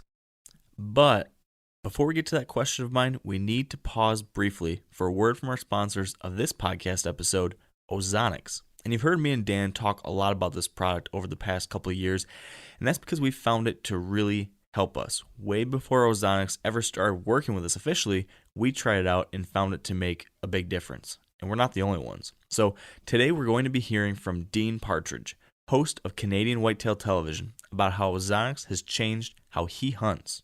Here's Dean. For sure, and that's sometimes, I think, an aspect of the effectiveness of Ozonics that's sometimes overlooked. And I think there's two sides of that, and one is within a single deer season. For us, we spend most of our time hunting a specific buck, and when you're hunting one buck, that can happen on day 1 or it can happen on day 40. And every day that you hunt, you add pressure to that area, whether you like it or not, whether you realize you do it or not. And a lot of times that stand will start to go cold as you go on. So if you're hunting that buck on the edge of a field and you're sitting that stand every time your wind is right, there's no way to win 100% of the time. There's always a doe, a young buck, another deer that goes downwind 100 yards, 150 yards away that you never see. And you'll notice as the season goes on, your deer encounters will go down, they'll get later while you're hoping for an opportunity at that target buck. What happens is that target buck that you're after, he's a lot better at understanding his environment than we are. Otherwise, it wouldn't be so hard to hunt. So even if that target buck hasn't caught you or hasn't become aware of your presence, if other deer in that area have, he's going to realize that. So that one time that you're there, that he is going to step out in that field, he's going to realize that the deer are acting differently and everything's different. And what we found is when we use Ozonics on every single sit, that downward trend of a stand starting to go cold or starting to wear that spot out, it eliminates it, because any non-target deer that are downwind, any issues that you have with that, they're removed. So when we go from, having 25 deer in a plot on day 1, we used to have by day 12 or day 15, we'd have, 12 deer because some of them had caught you and sort of a residual damage. We eliminate that now, where we're able to hunt those stands longer throughout the season and have a more normalized effect in that area where the deer aren't quite so sensitive to the other deer that have caught you, that are coming later now, that are more aware to your presence. So there you go. And if you are interested in learning more about Ozonics yourself, you can visit ozonicshunting.com. And now, let's get back to that interesting question I had for Matt. So on my main Michigan property, I used to see a lot of mature bucks, but the doe population in and around this property has just gotten out of control. And I've tried to do a better job of managing what I can on my end, but I don't think my neighbors are killing does, and I haven't killed enough. So my issue here is that I've got an astronomically high doe population, and over the more recent years, the number of mature bucks I've been seeing have been less and less and less, despite the fact that I'm passing on lots and lots of young bucks, and from what I understand, most of my neighbors are too, the guys I've been able to talk to. So my hypothesis has been, I don't know if food is necessarily the limiting factor, because I've got lots of food, but could there be the potential simply of the fact that there's so many does that it's overcrowding the mature bucks? Because I've heard from a lot of people that mature bucks tend to, when they're trying to find a bedding area in their core range and stuff, they prefer a little bit of isolation. They prefer to have a little space. And if there's so many doe family groups spread out in every single different pocket of cover in a 200, 300, 400 acre area, could that potentially be reducing how many mature bucks are spending time on my property? That's a good question. Now, deer aren't territorial in the sense of what territorial the word means, but and certainly deer are segregated. I mentioned that earlier. They're not like elk. Throughout most of the year, your bachelor groups and your doe family groups are going to be separate from each other. They're going to be different, using different space, particularly when it comes to fawning season. That's probably the one time of the year that territoriality might be the closest to the truth in deer. But when it comes down to the rut, in the fall, things are a lot more random and use is scattered. But it can lay the groundwork for where deer set up their home ranges, at the very beginning. So if you have a property that has above what the land can support, the carrying capacity is tainted, and you have too many deer, and you have a lot of does, it could potentially impact what bucks are there during the majority of the year. Now, on the flip side, you might be able to pull in a random buck or two later in the year through an excursion because you have so many does. But then again, you're playing with the law of averages there again, right? So you're hoping that a buck that you're not seeing throughout 360 days a year shows up for a random event, as opposed to the bucks that are calling the place home, working with them and managing around them because and giving them that space. So that certainly can be an impact, yes. I mean, if that helps answer that question. So One of the things that I always recommend is the first thing you need to look at is, where's your deer herd at? Here's an example. So the property I hunt on a QDM cooperative. It's several farms that are next to each other. They're all contiguous, so there's no open space between it, but it's not a giant chunk of land, but it's good. We really focused on reducing deer density. This is our 6th season going in. And it took us about 3 or 4 seasons to get there, and the deer visibility has gone down. I mean, I'll tell you, and I'm tracking it through hunter observations. We're seeing, whereas the beginning, about 2 deer an hour, under a deer an hour now. It's, I think, 0.8 last season. So as a hunter, it feels very different. I go out there, I don't see as many deer as I used to, but that's the point. I mean, that we needed to reduce it. The number of bucks I'm seeing out of that, the observations, it's higher than it used to be. We're seeing a lot more does and we're bucks. Are there more older bucks? Last year, I would absolutely said, yes, this is a strange year, and there's some good bucks on there, but nothing like there was last year, and I'm not sure why the case, but that's going to come and go. So I feel very confident in the decision of managing the does to begin with, and the images we get on trail cameras, and certainly the bucks we're seeing and killing the last 2 or 3 years is way, way better than the first 2 or 3 years. And you're not going to have that every year. So you might be in a point, Mark, where that could be impacting you. You could just have a year where a bigger buck or two disappeared from the landscape. And the deer that are there are just not of the age yet. Bucks aren't necessarily bullies. They're not going to push other bucks out and make another older buck, big buck, not show up. That's not necessarily true. But you got to kind of handle what's there. So the bucks that are living on the property, identify their age, figure out which one's got the potential to be big, I guess, and see him through. So this brings me to kind of a related question that ties into this. We've talked about some of these impacts that might occur if I were to, better manage some aspects of this property, which is my goal. And there's one thing on my mind that I think is an impact, but I want to hear from you first, Matt. When you actually start implementing quality deer management practices, so, managing and harvesting deer to have the appropriate level of does, the appropriate level of bucks, appropriate age structure, all these things, not the management that some people talk about on TV, just trying to shoot giant racked bucks, but I mean real quality deer management, trying to, be smart about your harvest to achieve that proper balance in your herd. When you have a herd like that, how is the rut different in a managed herd like that, and how so? It is different. And this is one of the things we tell any introductory member, it's one of the things that we explain about QDM, is once you balance that ratio of bucks to does, a lot of the signpost behavior that you see on a property will increase by a lot, meaning rubs and scrapes and that type of stuff. The stuff you get excited to see when you go in the woods, because if you think about it, they're competing for a limited resource when you're balancing your does.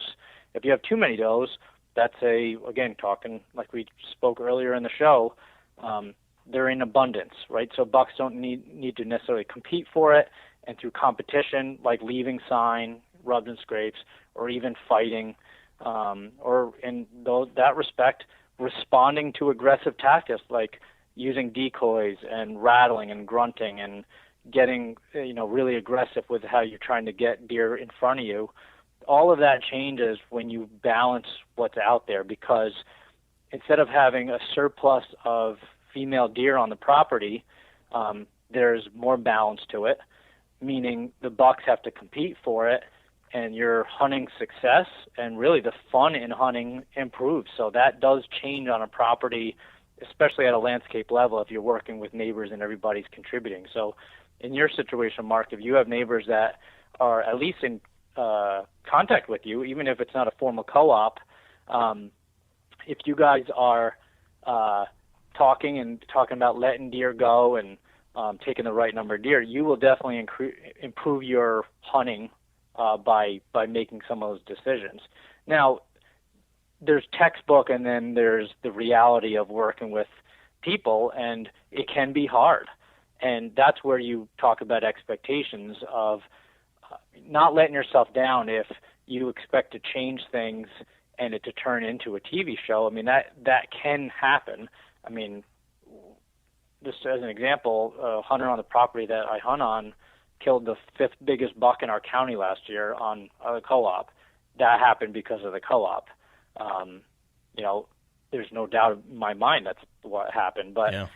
For the most part, that's not every buck out there. I mean, we have very average antler scores and ages. I mean, we have deer that are 3 and 4 years old that are, 120s, 130s. It's not like every buck's a giant. So that's where you kind of set your expectations and even set your goals. If you're happy going for maturity, which makes me very happy, looking for a deer that's mature depending on what's on his head, that changes all of it. Same thing with does. So practicing QDM will make you a better hunter. It makes your hunting more fun. It makes your rut more intense. All of that is absolutely true. Something you talked about there is another thing I'm curious about hearing from you. And you mentioned the fact that signposting might increase in a property that's properly managed, kind of outside of just the QDM piece, but just in general. Can you dive into the science of signposting? So rubs and scrapes are something that, we hunters associate with the rut. But can you go into both of those and, why are bucks making those? What are they doing with them? And when are they doing them? I guess is what I'm first curious about from you. Okay. Yeah, there's actually very predictable times when both of those behaviors peak in the woods. Scraping, let's talk about that one first. Bucks will start making scrapes really after velvet peel. They'll start doing a little bit, but by far it ramps up going through early fall. Let's just call the second week in November. You'll see scraping activity peak about a week and a half to 14 days prior to that. That's when it peaks, and it will maintain that peak up until when breeding starts occurring. So right now, late October is the time when you see more scrapes than any other time of the year. It'll continue for a couple weeks, and actually in the probably second week in November, when most breeding is occurring, it starts to drop off. There's usually a little bit of peak after that when you see a second rut occurring or things like that, but there should be the most scrapes on your properties right now. Rubbing actually increases and peaks with the peak of breeding. So that usually will peak a little bit later in the fall, about when bucks and does are actually starting to breed. And what's the science say about why they're doing those two things? Oh, the science behind it is what they're doing is they're leaving sign for other deer. I mean, deer are very social animals.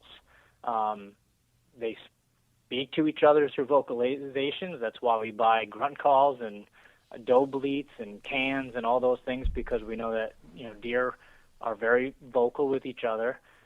They have a lot of scent production. They will leave scent through 7 different glands on their body. With bucks, it's 7, does 6. They leave scent on scrapes. They leave by urinating or rub urinating in that spot. They will leave scent on a rub once they make the rub.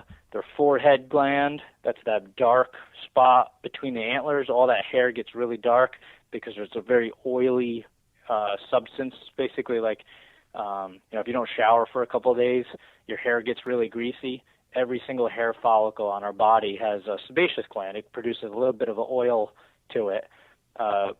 Deer mammals, they have the same thing, but these areas of high glandular activity like the forehead or the tarsal gland, these areas will actually produce an abundance of those oils, and they're depositing scent through that. So what they're doing is they're basically leaving their calling card. So any deer, fawn, doe, buck, can go to those places, those signpost locations, and smell it and pick up the pheromones of other individuals. And it's basically like going to the deli and leaving your business card to, win a free sandwich or a free hoagie. They're leaving their business card there saying, I was here. Again, it kind of blends into that territoriality of deer territorial. They're not. They're just leaving their sign out there, and it also alerts and also cues a little bit to the rut. When those are priming and getting ready to come into estrus, there's some suggestions out there through well-known researchers. I haven't seen research that says it's unfounded, but there's a lot of good research out there that talks about the number of chemical receptors and pheromones in bucks and immature bucks versus mature bucks. That's irrefutable that mature bucks do leave different scents, different types of scents, different types of compounds than young bucks do. So the theory there, and that's a theory, is that they're leaving their sign, their scent for others to smell as a marking of we're here or I'm ready. And there's also some suggested evidence that does can be cued quicker into breeding or being ready to breed with some of that out there with more mature bucks and those right compounds. So it's very interconnected. There's a lot we don't know about deer, but there's a lot of very interesting things going on, and they certainly are tied together to each other through communication like that. So is there any takeaway for hunters in regards to signposts? Because there's lots of different ideas and theories, and it's changed over the years about hunting over or near rubs or scrapes. But is there any definitive takeaway that we have now in regards to if it's worth hunting over those two different types of sign? Well, scrapes, the research shows, and I didn't actually say this a minute ago, but scrapes have been shown, the majority of them do happen at night. And rubs, I don't actually remember what the research says when those occur, but I do know that that'll increase, the more you have a well-balanced deer herd. But just like any hunter that's listening, I go into a woodlot and I see a bunch of rubs and scrapes. I get excited. It looks like there's a buck using that property. That's part of the property. Now, you can set up over that scrape and hope that you see that deer, but know that he's probably checking those at night. It's about 85% of the research says that scrapes are made and checked at night. You could be a 15%er. I have great daytime pictures of bucks using scrapes, and I could have been sitting there in that stand during that time. Again, if you want to play the law of averages and listen to the research, you can say, well, okay, there's a scrape line going through this part of the property, and there's really no true scrape line. A lot of the research has shown and disputed. You might find several scrapes on a ridge. You could have a completely different set of bucks using. It's not made by one deer walking in a line. This is just a concentration of activity where bucks are leaving their sign. And it's probably because there's does near there. So they're leaving their sign for does. So I can go in there with my climber and say, wow, there's a bunch of scrapes right here. I'm going to set up right here and have the expectation of seeing a buck. I know as a researcher, and a deer biologist that, these are probably being made at night. 80 to 85% of these are being made at night, and there's probably a chance I'm not going to see the buck. But I might still set up there saying, it could be one of those 15% times that a buck's coming through. And I've seen a lot of different, responses on our website and social media posts and other things when this research gets put out there in articles or posts or things like that. If somebody will put a picture of a buck making a scrape, well, of course, yes, that does. I mean, you can't say absolute anything, and that's one of the things I mentioned about science is what peer-reviewed research gives us is a moment in time. The researchers collared bucks, or they did this or did that on a property in, Iowa to Maryland to Texas to New York. And you can say, well, that's the case in New York. The true test of science is repeatability, being able to try it again. And some of this research has been repeated in different parts of the country, and they've done the same test, and they've shown the same results. That's the real true part of science, is learning what the majority of things happen. But as a hunter, you need to take that and synthesize it and say, how do I apply that to my situation? Shoot, Mark and Dan, I'm still going to go out and set up a stand and be near scrapes because that means there's bucks in the area. Yeah. I'm not going to think as a hunter, that's what I'm going to do. I know my expectations might be that buck might not be here during daylight, but I also know that there's a lot of activity in that area, so it might be a shot. So you have to just kind of balance all that. Yeah, so true. It's 6 one way, half dozen the other, but finding, taking what you can learn from that and then, say, okay, well, exactly like what you said. The way I think about it is, okay, I understand that, 80% of this might be happening during dark, but at the same time, if you look at that point where there's a scrape, where I could say, okay, I know that there's a 20% chance he's coming to this place potentially, or I could go to some other random place 100 yards away where there's no scrapes at all, and, okay, do I have a 20% chance of a buck coming here? Maybe it's even less there because there's, no particular reason. So it's one more little piece of the puzzle you can put potentially in your favor if you apply it. But maybe it's not something to rest your entire strategy on. So, Dan, are you okay over there? Are you live? I'm sucking it in. What are your thoughts? I'm sponging it up. I want to know one thing. Based off just of one? Yeah, I mean, there's literally another episode worth of questions that we could ask you and go detailed to all get out. But, a lot of people use, I guess, hunting information that's not scientific to learn how to hunt. Like, oh man, when the rooster crows, you better be in the timber, or, when the cows are standing with their back to the east, you better be in the timber, those kind of things, or even myths that are, even things that are on like the Outdoor Channel or on the, these celebrities are telling you how to do these things. Are there any myths that science has disproven? That's basically just like, hey, that's you're wrong. That's a great question. There's probably a pile of them.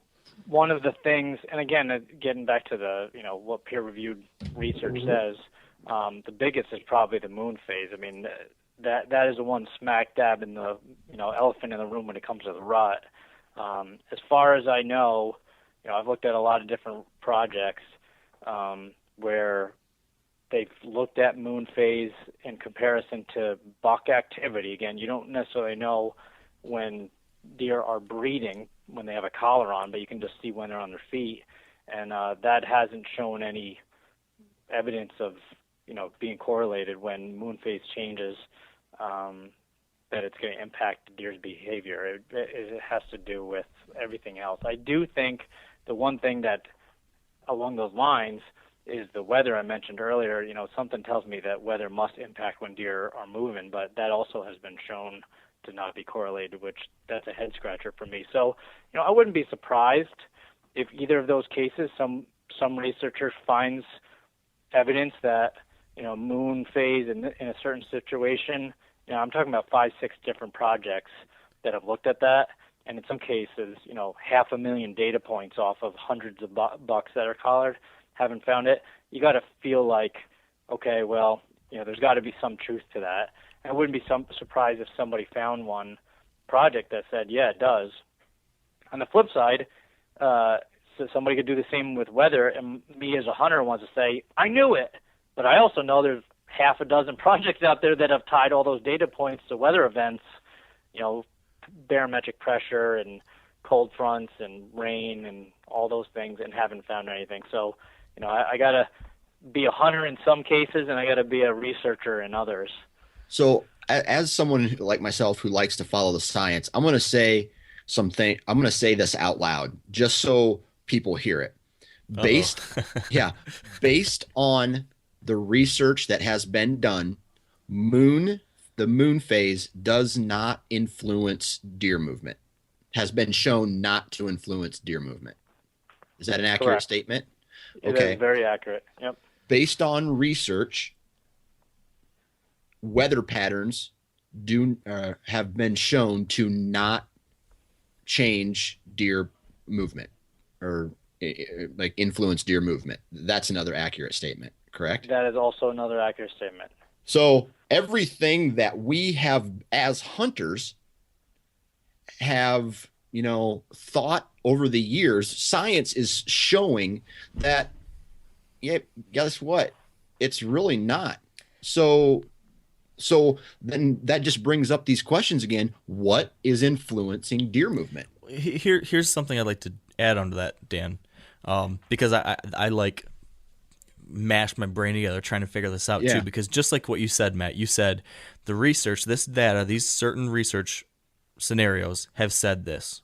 But as a hunter, so many of us have anecdotally seen evidence that maybe there's something different.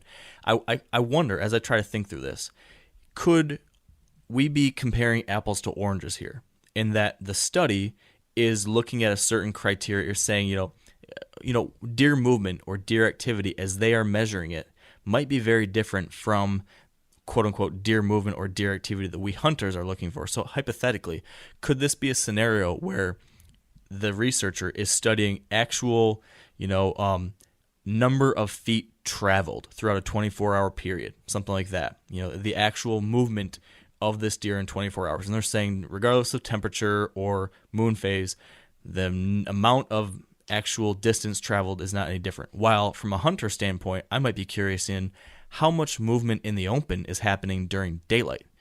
That kind of thing. That's the activity that I'm interested in. So could a cold front increase the amount of movement out of their bedding area during daylight? Is that, maybe that's what I'm interested in from a hunter standpoint, and maybe the cold front does trigger increased activity there, but it doesn't necessarily change the absolute distance of total travel in 24 hours. That's my hypothesis, is there might be some difference in the actual measurement criteria. Matt, is that make any sense at all?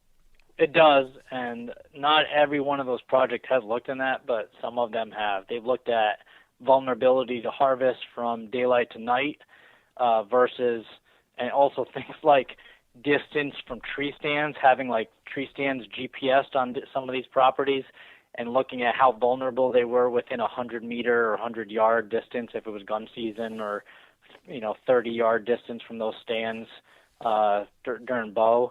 And again, none of that stuff has shown any correlation. That is amazing. A lot of stuff with the moon phase that was initially done looked at conceptions, and that was all based on fetal measurements. They looked at when the bulk of the deer, does were being bred, and correlated that to moon. No correlation.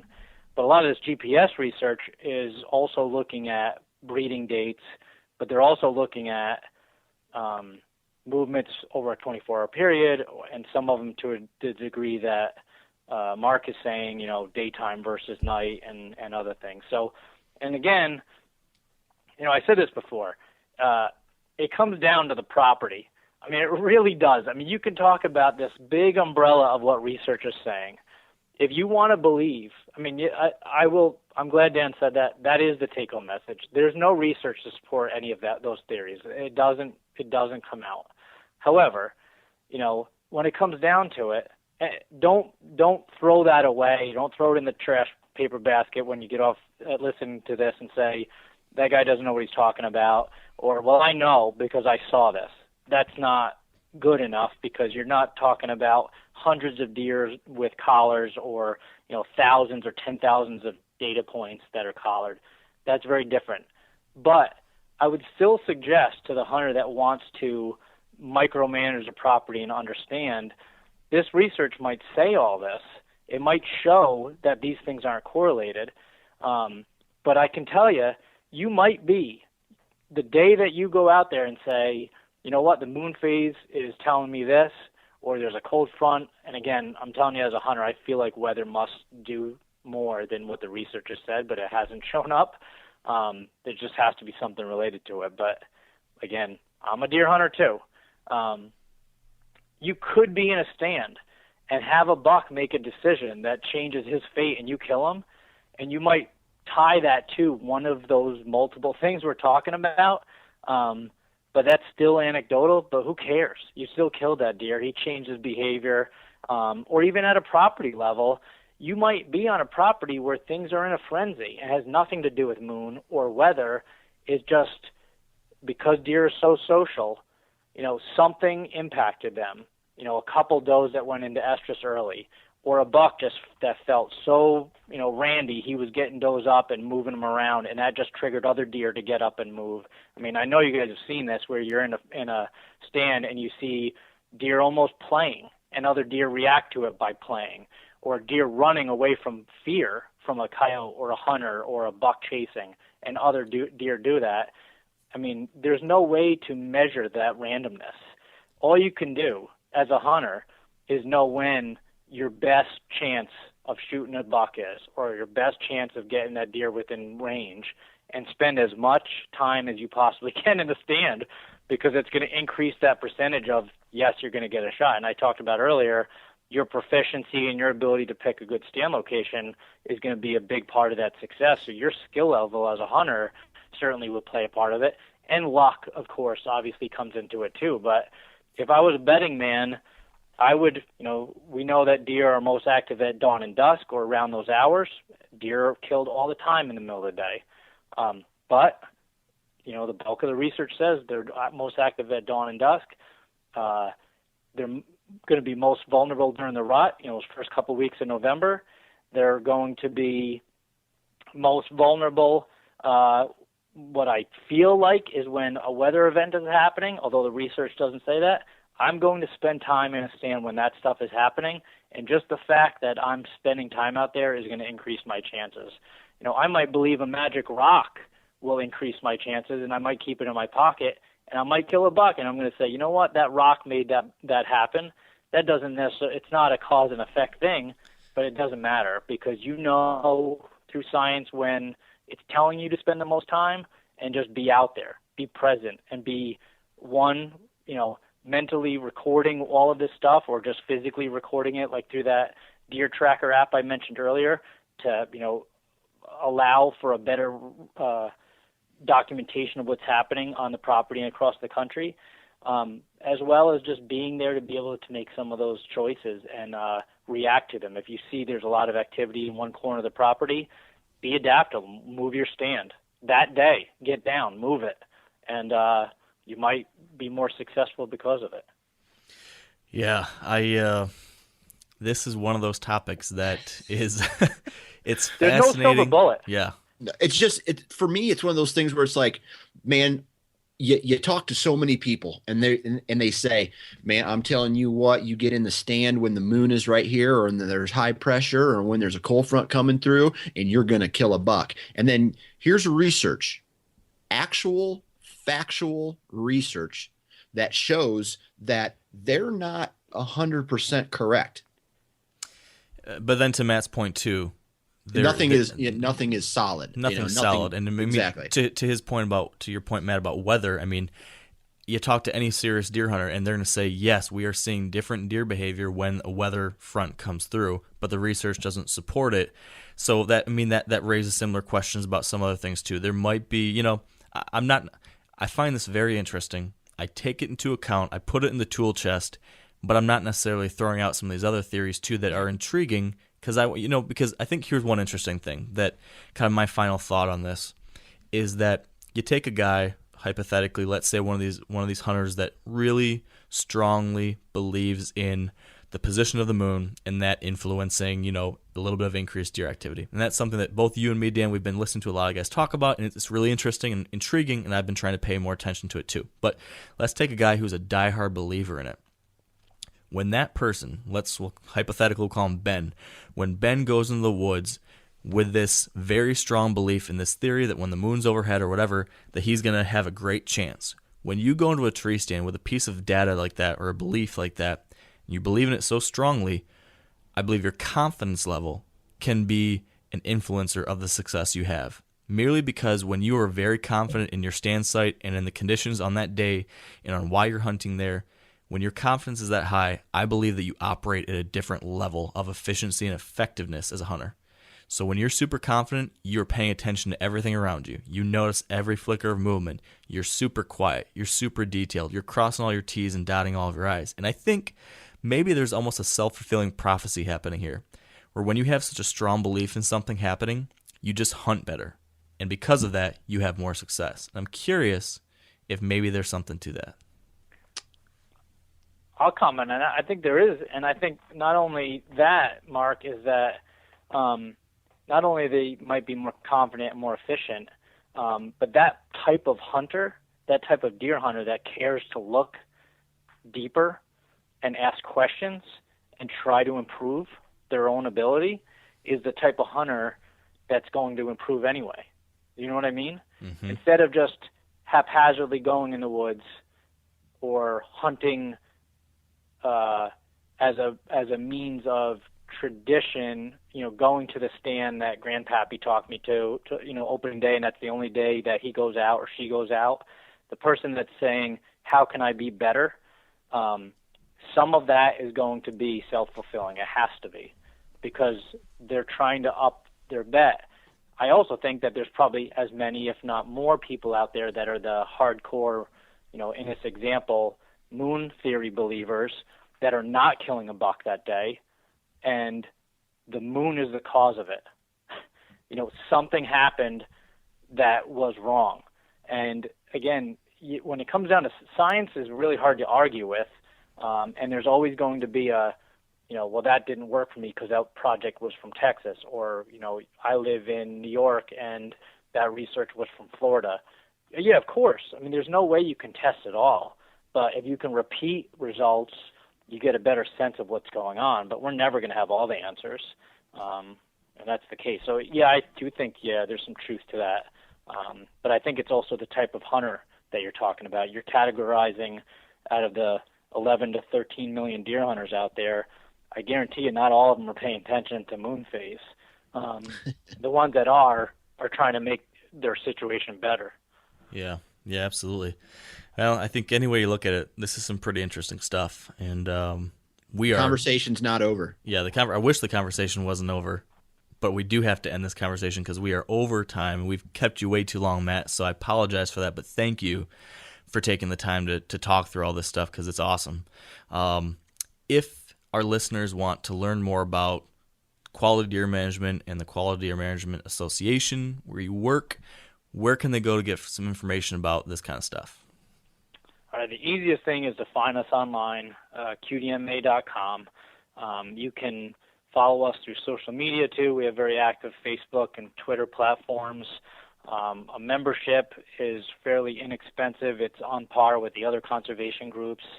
And I would encourage and challenge all listeners, if you're a deer hunter, join. One reason, you'll improve your deer hunting knowledge. You'll make yourself a better deer hunter and be able to make better decisions because of it. It'll make your deer hunting more fun. And beyond all that, there's a lot of stuff happening in the deer world that could be better. And as a conservation organization, we fight for every single one of those 11 plus deer million hunter rights on a daily basis. That's what we go to work every day for, and I challenge you to support an organization that's fighting for your right for deer hunting. So qdma.com, and it's a great organization. I hope you decide to join. Yeah, I'll second everything you said there, Matt, and I'll add one other challenge. I think there's a lot of misconceptions about the Quality Deer Management Association and about quality deer management, because that term QDM has kind of been stolen by a lot of people and applied to things that don't really fall in line with what you guys actually are fundamentally focused on. So I would challenge anyone who's been anti-QDM or QDMA or just not cared about it because of different assumptions you have. Just go to the website and read the about page and the mission and the philosophy. And I think people have a hard time reading those things that you as the organization and the people working there are actually fighting for. That is really hard to argue with. I mean, there's some incredible things you guys are working on and promoting. And in a lot of cases, it's very different from what Joe Blow on TV is talking about. So I would say learn a little bit about it from the source before you make a decision. And I think if you do, you'll likely make a decision similar to what I have, and that is to become a member and take advantage of those resources that you said, Matt, your great magazine, your website, and the many other things you guys are doing. It's been a great thing to be a part of. So, Matt, thank you so much for joining us here today. This has been really interesting, and we appreciate your time. Thank you for having me. And I'll tell you, on a personal note, I really enjoy what you guys are doing. I listen to podcasts and keep doing what you're doing. I think you guys are doing a phenomenal job in changing things for deer hunters out there. Hey, well, thank you, Matt. I appreciate that. And, hey, good luck on these upcoming hunts. Thanks. You guys, too. Have a good one. All right, so there you have it. Another podcast in the books. And before we go, though, a couple quick announcements. First off, we've got some new Wired to Hunt gear available just in time for the rut. We've got a couple different styles of trucker hats, a flat bill, and some lightweight hoodies. So check out wiredtohunt.com/shop to grab some of that stuff. And please do. Your purchases go directly to keep this podcast and the Wired Hunt blog going. So thank you so much for that in advance.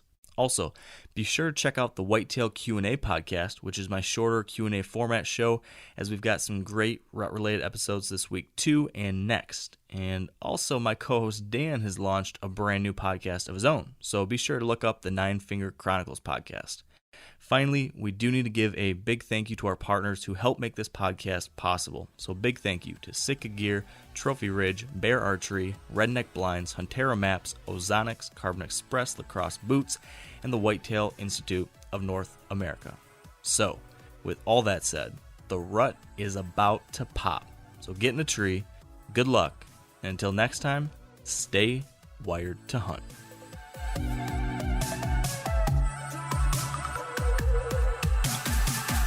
I'm sure a lot of you guys remember the old ceremonial hunting tradition of eating the heart out of the first animal you kill.